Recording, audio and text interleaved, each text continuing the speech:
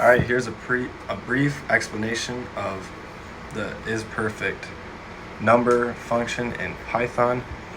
I have three methods: a isPrime method that just returns if it's a prime number, using if-else statements and a small while loop to see if any number divides into it. And then a perfect form number that uses the isPrime method for one, the number, and also the two mathematical equations that were in the problem.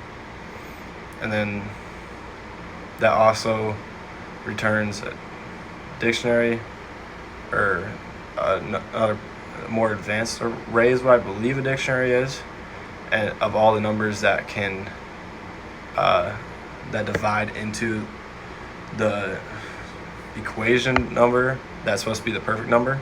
So all the numbers that should divide into it for the perfect number returns that, and it returns some stuff that I'm going to print. I'll show that in a second. And then the main method is basically just using the second method, which is the first method, so I guess both methods, and just printing all the results for all prime numbers under 20, which I'll show you right here. So as you can see,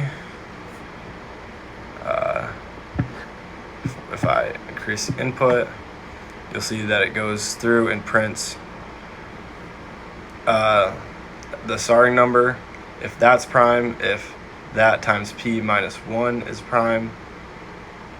If 2 times that number minus 1 is prime, and then if 2 to the power of that number minus 1 times 2 to the power of that number minus 1 is a perfect number, and then it tests if it prints all of the numbers that all the divisors of that number, and then adds them all up to see if it's a perfect number, which it is.